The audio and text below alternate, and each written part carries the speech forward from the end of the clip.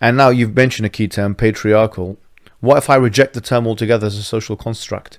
Because actually, if we say, for example, that patriarchy talks about oppression of men to women, then there's a whole range of backlash literature now, in the West even, that actually calls into question that very notion. Warren Farron himself talks in The Myth of Male Power about the fact that if you define power as somebody's ability to have control of their own life, then you can't say that men being forced to go to war and go into dangerous jobs and so on and so forth, that counts as power. And so your idea of patriarchy, therefore, will completely change. Forget about, backlash literature. Even third wave feminists, people like Judith Butler, in her book Gender Troubles, she puts into the question this notion of patriarchy.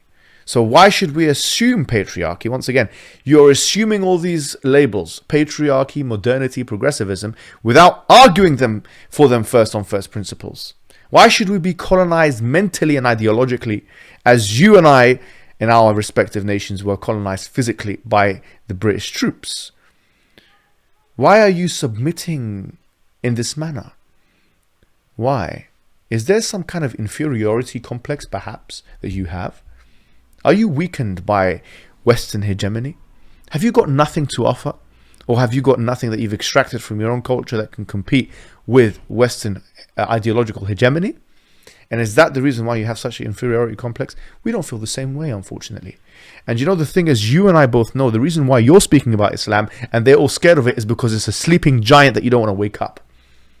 Because it's the thing that for hundreds of years, civilizationally had brought all of these different nations together, multicultural, multiracial, and also multi-religious, under one banner. And it's the thing you're scared of, which is why in your country, your political leadership is doing what it's doing to the minorities there. Don't pretend. We know why you keep mentioning Muslims in your streams and Islam, because you're scared of it. You're a coward. All things, including religion, must evolve with time. Okay, that's an assertion. If that's what you think, everything, including religion, must evolve with time.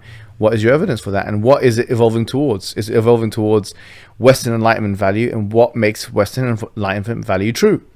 You have to be able to argue from first principles that liberalism is true, that secularism is true, that any ism that you decide to pluck out from the post-Enlightenment or Enlightenment discourse is true in the first place before you say evolution, because this implies progression. If some practices are outdated, they must end. Well, what about democracy? It's the most outdated practice known to Western ideology. It's a 3,000-year-old, it's a 2,000-year-old practice, 2,500-year-old practice. Yet we still practice it in one form or another. So this is the genetic fallacy.